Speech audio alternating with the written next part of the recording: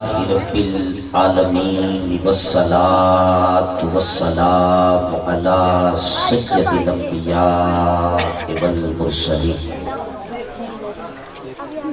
اما بعد فاعوذ باللہ من الشیطان الرجیم بسم اللہ الرحمن الرحیم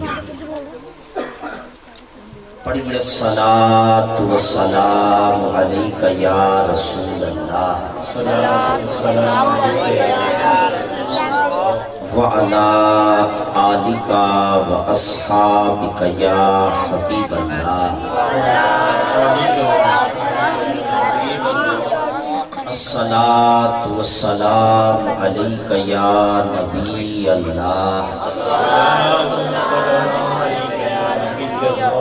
وعلى آلك وأصحابك يا نور الله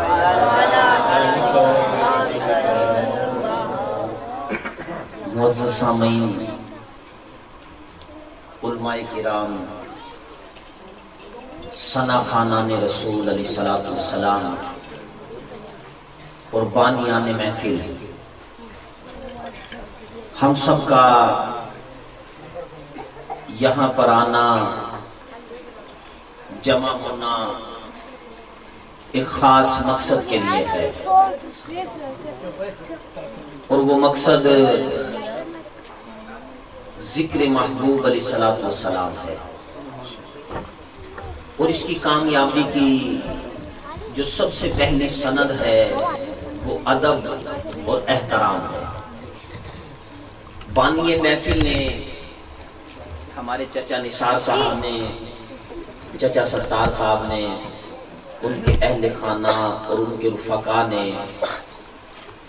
یہ جو اخراجات کیے، بڑی پیاری ترکیب سے اس گلی کو سجایا، یہ کمکمے لگائے، کہکشائیں لگائیں، نعت خوانوں کو بلایا، اور میرے پیچھے میرے استاذ بھی ہیں، میرے محسن بھی ہیں، اور ہماری سکندر آباد کی جو پہچان ہے مرکزی جامع مسجد، گزشتہ 22 سالوں سے اس کے امام و خطیب بھی ہیں، اور مجھے آپ کی حاضری پر ایک خوشی بھی ہوئی کہ ہم جو سٹیج پر موجود ہیں، توجہ کریں گے آپ میرے جملے پر، یہ جو بانی محفل جن کی ذمہ داری ہے نعت خوانوں کو لانے اور بٹھانے پر، وہ تو اپنے کام میں، اپنے ورک میں مشغول رہیں، جو دیگر دائیں بائیں دوسری نعت خوانی اور تقریر شروع کیے ہوئے پیچھے، ان کا حق بنتا ہے کہ نبی کی محفل ہے، آپ میزبان ہیں، آپ بیٹھیں گے تو آنے والا بھی انشاءاللہ ادب اور احترام کے ساتھ بیٹھے گا۔ آپ دیکھیں کہ نبی کی محفل میں بچے کھانے کی ترکیب بنا رہے تھے، ایک بار سمجھایا گیا سونے کے ذکر کا صدقہ، الحمدللہ بچے بھی ایسے بیٹھ گئے کہ جیسے ایف اے یا بی اے کے اسٹوڈنٹ بیٹھے ہوئے ہیں، تو الحمدللہ۔ اور یہ ایک ترقی کا ایک پرتو ہے، ایک اس کی جھلک ہے کہ بھئی ہمارے معاشرے نے اتنی ترقی کی ہے کہ آج ہمارے بچے جو ہیں وہ بالکل کمانڈ پر ہیں، اور ہمارے بوڑھے جو ہیں، بزرگ جو ہیں وہ پیچھے چلے گئے، اور ہمیں چچا ستار بیٹھے ہوئے ہیں، آج سے چند سال بیک جائیں تو جب ہم نے پہلی میلاد پاک یہاں پر پڑھی تھی تو مٹھی بھر جو ہے وہ طریقہ کار تھا، کوئی اتنا لائٹنگ کا بھی انتظام نہیں تھا، اتنا اہتمام نہیں تھا، لیکن یقین کرنا چچا نثار صاحب مبارکباد کے مستحق ہیں کہ جو سال گزرتے گئے ان کی ذکر محبوب علیہ السلام میں بھی امپرومنٹ آتی گئی ہے۔ تو اب یہ ذکر محبوب، اب توجہ آپ کی میری طرف رہے گی انشاءاللہ۔ میں یہ بھی بیان کرنے سے پہلے دعویٰ کر رہا ہوں کہ جتنی دیر انشاءاللہ فقیر بولے گا آپ بور نہیں ہوں گے، آپ کو مزہ آئے گا۔ اب یہ جو میلاد منا رہے ہیں، تنویر بھائی توجہ رہے گی آپ کی بھی میری طرف، ہم جو یہ میلاد نبی علیہ السلام کا ملا رہے ہیں، یہ میلاد ہمیں ورثے میں ملا ہے۔ ایک بادشاہ گزرا سلطان محمود غزنوی، نام سنا ہے آپ نے؟ سلطان محمود غزنوی کا، اور اس بادشاہ کی ایک یہ خصوصیت تھی کہ یہ عالم دین ہونے کے ساتھ ساتھ عاشق رسول بھی تھا۔ ایک دن اس نے کچہری لگائی ہوئی تھی، اس کے حواری بیٹھے ہوئے تھے، وزراء بیٹھے ہوئے تھے، پوری مخلوق خلقت بیٹھی تھی اس کی رعایا کی۔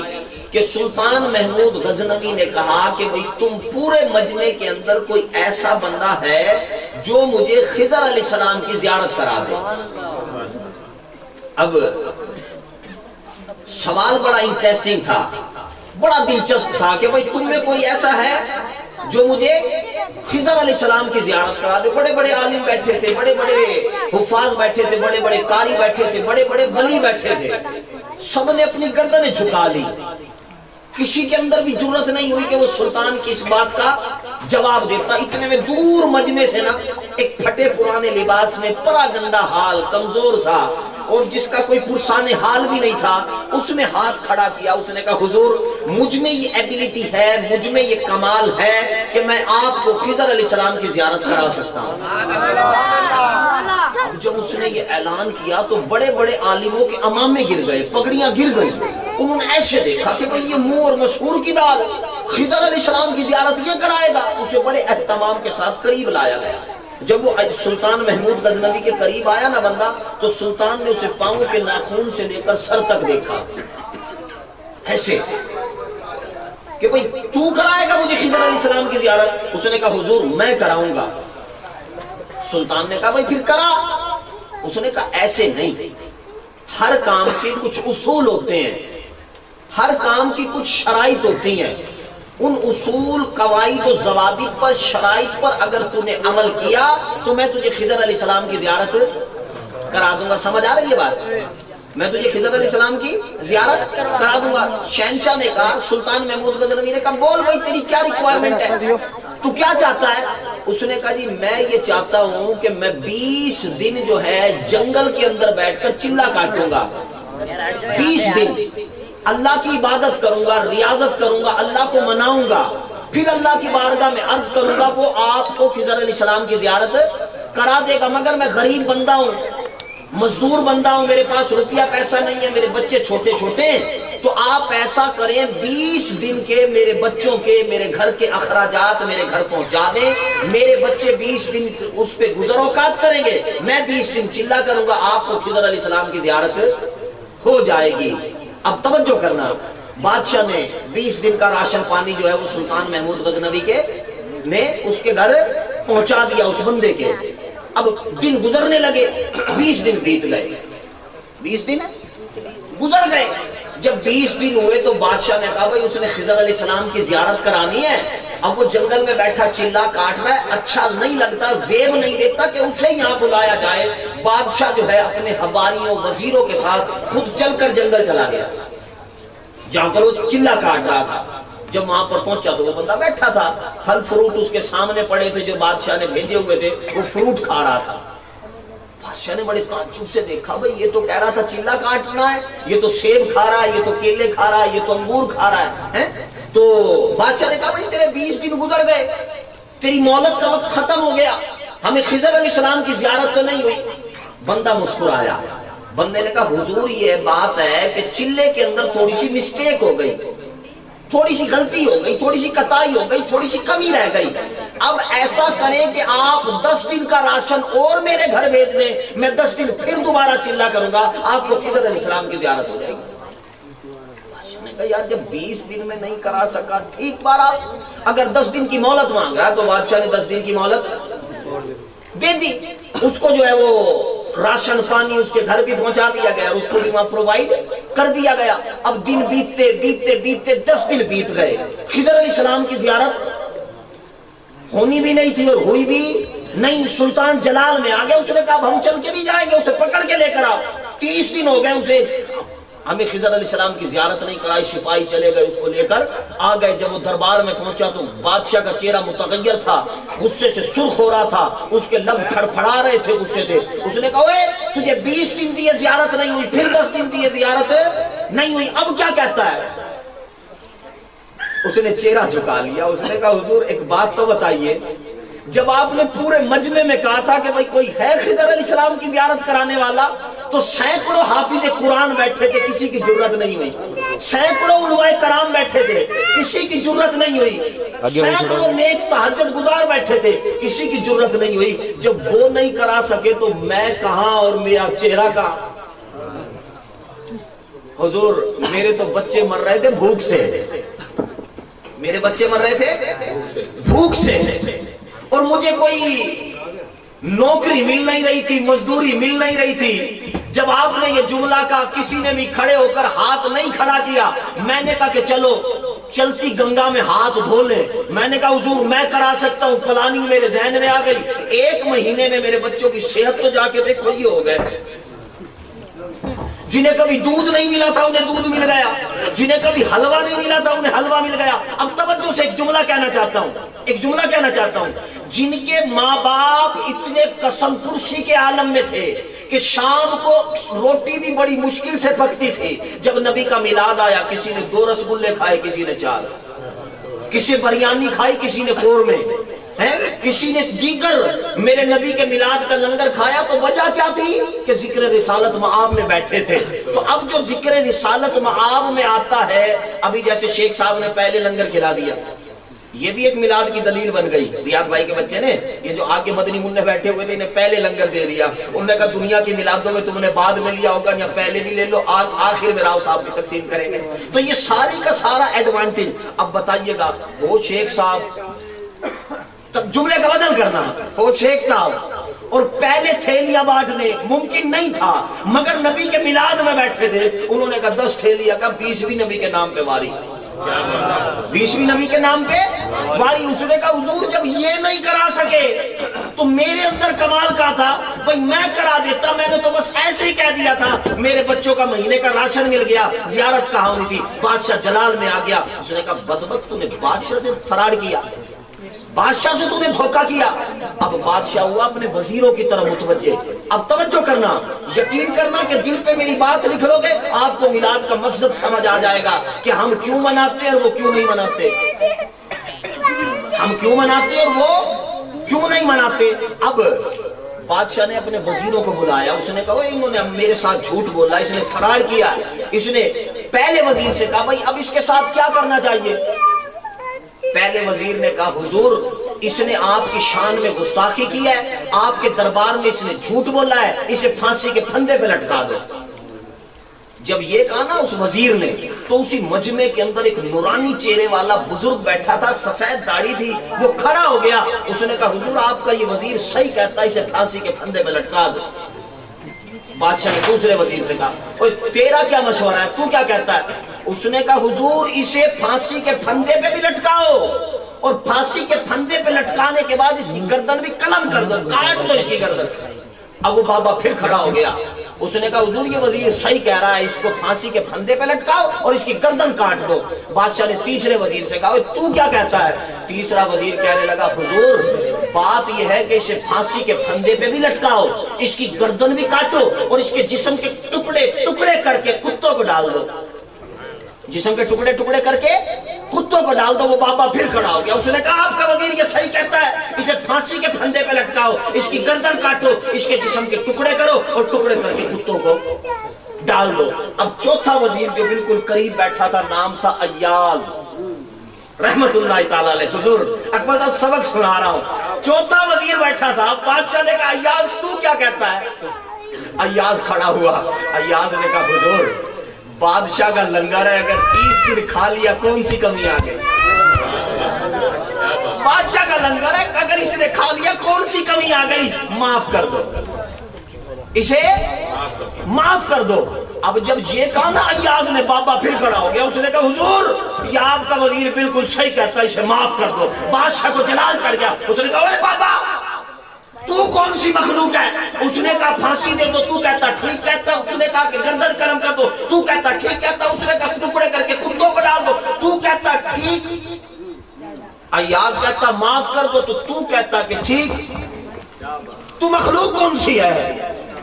बाबा कहने लगा हुजूर बात यह है, इन चारों ने जो कहा ना, इन्होंने अपनी फितरत के मुताबिक किया, इन्होंने अपनी फितरत के मुताबिक किया, अपने खून के मुताबिक किया। ये जो पहला है ना, पहला जिसने कहा इसे फांसी के फंदे पे लटका दो, इसका बाप जल्लाद था, फांसी के फंदे पर लोगों को लटकाया करता था। इसका खून बोला, इसने कहा फांसी के फंदे पे लटका दो। हुजूर ये जो दूसरा है ना, یہ قصاب کا کام کرتا ہے، جانور ذبح کرتا ہے، اس کا خون بولا، اس نے کہا گردن ذبح کر دو۔ اور حضور یہ جو تیسرا ہے نا، یہ انگریزوں کی، اس کا باپ دادا انگریزوں کے کتے نہلاتا تھا، اس نے کہا ٹکڑے کر کے کتوں کے سامنے ڈال دو۔ اور یہ جو ایاز ہے نا حضور، یہ قوم کا سید ہے، نبی کا خون ہے، آل رسول ہے، تو خون بولتا ہے، خون ہے بولتا ہے۔ میرے جملے کا وزن کرنا، اس نے کہا خون ہے بولتا ہے، یہ سید ہے۔ تکبیر،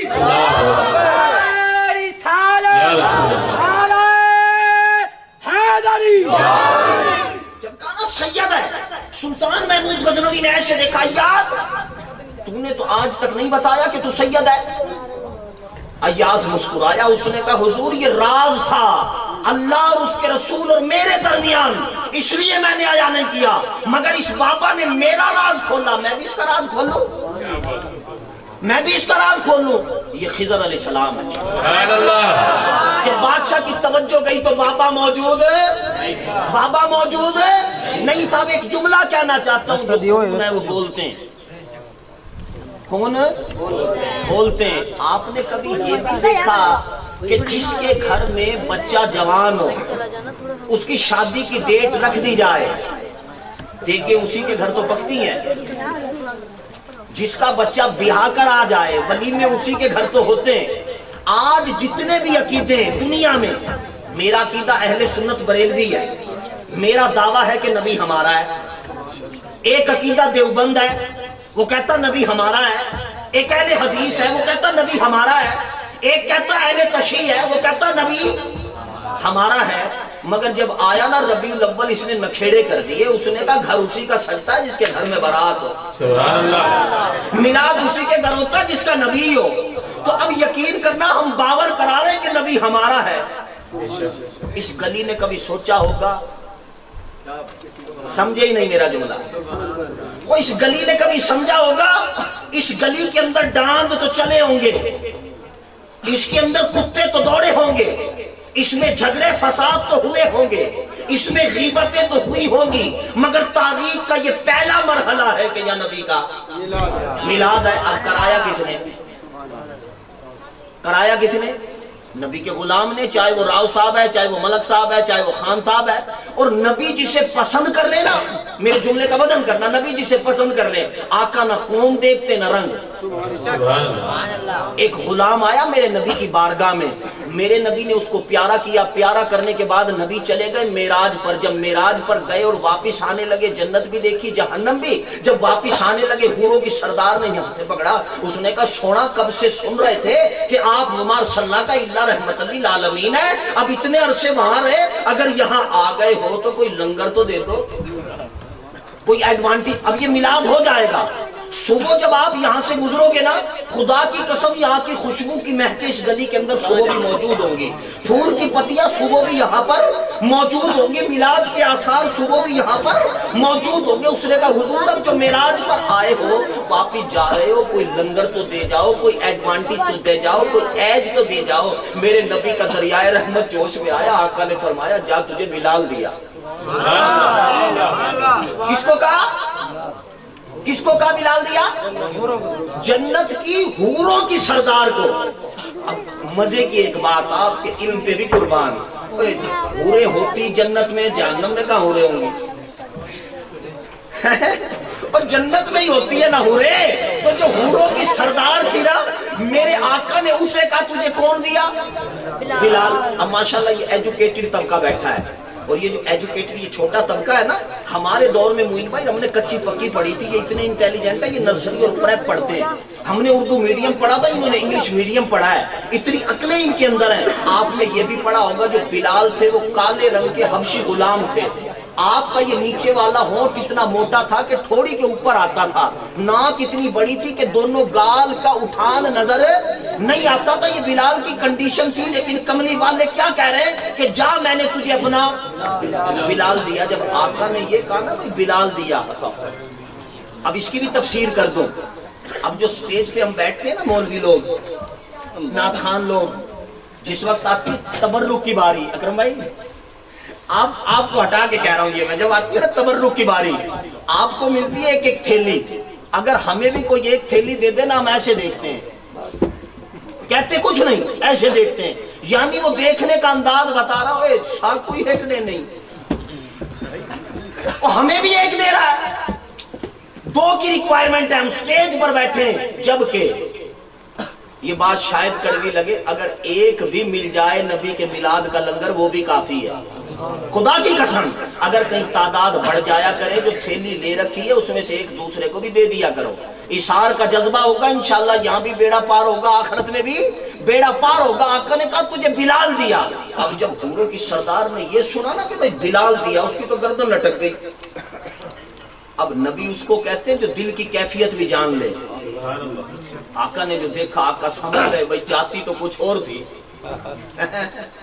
چاہتی تو کچھ اور تھی، دے ہم نے کچھ اور دیا۔ آقا نے کہا خیر ہے، پریشان ہو گئی؟ اس نے عرض کی سونا دیکھو نا، میں حوروں کی سردار اور وہ حبشی غلام، میں حوروں کی سردار اور وہ حبشی غلام۔ آقا مسکرائے، فرمایا یہ تو ہم نے کرم نوازی کی، تجھے دے دیا، بھی جا کے بلال سے نہیں پوچھا، پتہ نہیں تجھے قبول بھی کرتا ہے یا نہیں، پتہ نہیں تجھے قبول بھی کرتا ہے یا نہیں کرتا۔ اگلی بات سننا، ہم جو نبی کا میلاد مناتے ہیں، پتہ لوگ کیا کہتے، کہتے جی دیکھو جی 10,000 خرچہ آیا، 10,000 خرچہ آیا میلاد پر۔ اگر یہ 10,000 کسی غریب کو دے دیتے، یہ میرے سکندرآباد کے اندر ہے فتوے، کہتے ہیں جی یہ 10,000 کسی غریب کو دے دیتے۔ میں نے اسی مولانا سے ایک سوال کیا، میں نے کہا جی یہ تو بتاؤ، یہ جو بکرا عید والے دن 2.5 لاکھ کا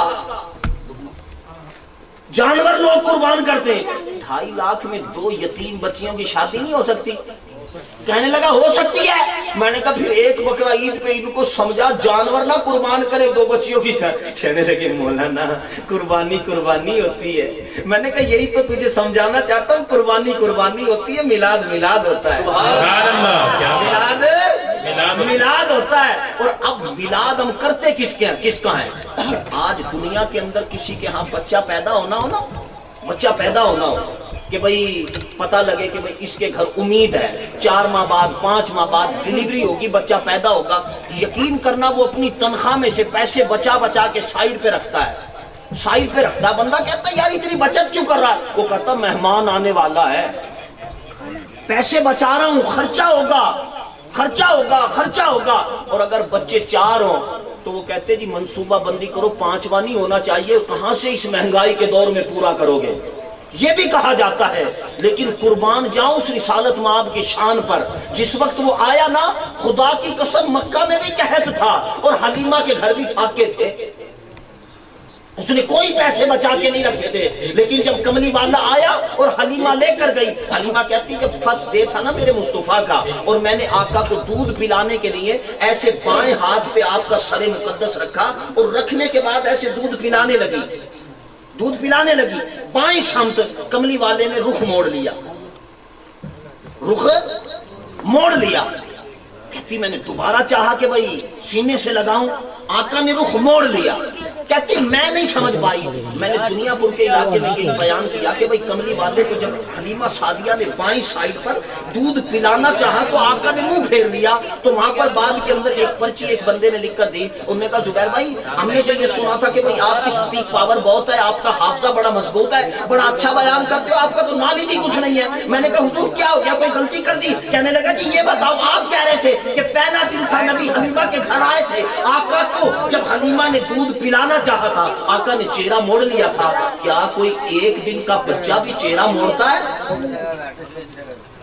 میں نے کہا یار تو نے قرآن نہیں پڑھا کبھی؟ کہنے لگا پڑھا تو کئی بار ہے۔ میں نے کہا پھر تجھے قرآن میں کچھ نہیں ملا؟ اس نے کہا مجھے تو نہیں ملا، کوئی توجہ دلا۔ میں نے کہا توجہ کر، قرآن میں ہے کہ ایک بچہ پیدا ہوا تھا، ابھی پیدا ہوا تھا مگر قدرت کا ایک نظام تھا، وہ فرسٹ بچہ تھا دنیا عالم کے اندر کہ بچہ تو تھا مگر باپ نہیں تھا۔ اگر قرآن میں نہ ہو تاریخ کی گردن سکندرآباد کے چوراہے پہ قلم کر دینا، خون معاف ہوگا۔ بچہ پیدا ہوا مگر اس کا باپ نہیں تھا۔ جو تھے نا جلنے والے اس بچے کے خاندان تھے، وہ اکٹھے ہو کر آ گئے۔ اس نے کہا بڑا پیارا موقع ملا، یہ مریم تو کہتی تھی میں پاک دامن بی بی ہوں، نیک پارسا ہوں، اب اس سے جا کر کے پوچھو اس بچے کا باپ کون ہے۔ وہ لوگ اکٹھے ہو کر آئے، آ کر کہنے لگے کہ مریم بتا اس بچے کا باپ کون ہے۔ آپ جلال میں آ گئی، آپ نے کہا بدبختو مجھ سے کیا پوچھتی ہو، اس سے پوچھو۔ कुरान कहता है उससे क्या पूछते हो, उससे पूछो। मैंने डंगरिया डाल ली दांतों में। उसने कहा कभी पैदा हुआ बच्चा भी बोला है? आप मुस्कुराई, फरमाया पहले नहीं बोला अब बोलेगा, पहले नहीं बोला अब बोलेगा, क्योंकि बात निस्बत की है। अल्लाह का कुरान कहता है कि ईसा पैदा हुए, पैदा होते ही बोले कि मैं अल्लाह का नबी भी हूं, अल्लाह का रसूल भी हूं। अब तवज्जो करना, ईसा रसूल हैं मगर हैं तो मेरे मुस्तफा के मुक्तदी ना। अब जब मुक्तदी में ये टैलेंट है तो इमाम का आलम क्या होगा? आला हज़रत ने यही तो कहा था कि शान खिदमतगारों की सरदार का आलम क्या होगा। अब तवज्जो करना, आका ने इस पस्तान पे होंठ नहीं लगाए, ऐसे चेहरा मोड़ लिया। हलीमा कहती ना चाहते हुए भी मैंने उस छाती से लगाया जो मेडिकली तौर पर अनफिट थी, जो सूख चुकी थी, जिसमें दूध का कॉन्सेप्ट नहीं था। तबीबों ने कह दिया था कि इसके दूध की रगें सूख गई हैं। आका ने जो मुंह फेरा, मैंने चेहरा ऐसे लगाया, लब का लगना था का पूरे जिस्म के अंदर ऐसे करंट आ गया कि जैसे दूध के दरिया जारी हो गए। ये मेरे मुस्तफा का पहला मौजज़ा था।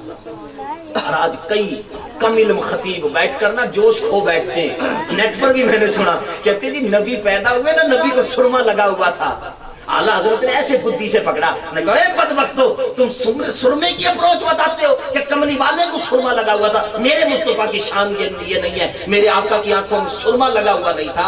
मेरे आका की आंखें तो सुरमे की मोहताज ही नहीं थी। सुभान अल्लाह, सुभान अल्लाह। खुदा की कसम, मेरे आका की आंखें सुरमगी थी, उन्हें सुरमे की हाजत नहीं थी। जैसे देखता था कोई, वो यही समझता था कि सुरमा लगाया, मगर सुरमा नहीं था। अब एक देवबंदियों की किताब है, इनके बहुत बड़े पीर ने लिखी है। वो पता क्या लिखता है? कहता जी नबी का कद ना बहुत ज्यादा लंबा था ना बहुत ज्यादा छोटा था।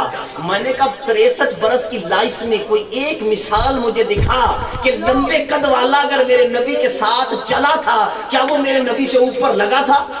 क्या बात है? उसने कहा नहीं, मेरे नबी का कद उससे भी ऊंचा था, तो मानना पड़ेगा मेरे नबी का कद लंबा नहीं था। अगर लंबे कद वाला भी मेरे नबी के साथ चलता तो मेरे नबी से छोटा लगता था, मेरे नबी से छोटा लगता था। ये मेरे नबी का मौजूदा था। अब हलीमा कहती है कि जब मैं मुस्तफा को ले आई तो पड़ोस ने मेरे घर आकर कहने लगी, हलीमा ये तुझे आदत क्या पड़ गई, पहले तो चिराग जलाती नहीं थी, अब चिराग बुझाती नहीं। सारी सारी रात दिन के उजाले की किरणें निकलने वाली होती है, तेरा चिराग जल रहा होता है। तो हलीमा ने एक तारीखी जुमला कहा था, दिल पर लिखना, किताबों में नहीं मिलेगा। हलीमा कहने लगी, वो बीवियों जलाए वो जिसके घर हो। समझे ही नहीं, ऊपर से गुजर गया। हलीमा ने कहा चिराग जलाए वो जिसके घर चिराग हो। जब से ये बच्चा आया हमने तो चिराग ही तोड़ दिए। नारे तकबीर, नारे रिसालत, नारे खिलाफत, नारे हैदरी, नारे गौसिया, नारे तकबीर, नारे रिसालत, नारे खिलाफत, नारे हैदरी, सैयदी मुर्शदी, सैयदी मुर्शदी। गुलाब है, गुलाब है, गुलाबी ये रसूल में जो हो न इश्क मुस्तफा। माशाअल्लाह, आपकी हमारी खुशबख्ती कि हमारे मुल्क पाकिस्तान के आलमी शोहरत याफ्ता सना खाना ने रसूल सलाम मोहम्मद वसीम भाई तशरीफ लाए। इंशाअल्लाह मैं 2 मिनट में अपने मौजू को क्लोज कर रहा हूँ, फिर इंशाअल्लाह जदवल के मुताबिक नाते भी सुनेंगे। तो हलीमा ने क्या कहा, भाई चिराग तो वो जलाए ना जिसके घर में चिराग हो। हमने तो चिराग जब तोड़ दिया था जब नबी अलैहिस्सलाम हमारे घर आए थे। तो अल्हम्दुलिल्लाह जहां से मैंने तमहीद बांधी थी कि हमारी रगों के अंदर वो खून है जिस खून के अंदर अदब मुस्तफा है, जिस खून के अंदर अदब मुस्तफा है। और जब तक ये अदब वाला खून रहेगा हम नबी करीम अलैहिस्सलाम का अदब करते रहेंगे, नबी अलैहिस्सलाम की नातें पढ़ते रहेंगे, नबी अलैहिस्सलाम का जिक्र भी करते रहेंगे। अल्लाह करीम से दुआ है कि अल्लाह पाक अमल की तौफीक अता फरमाए। आमीन बिजाह नबी।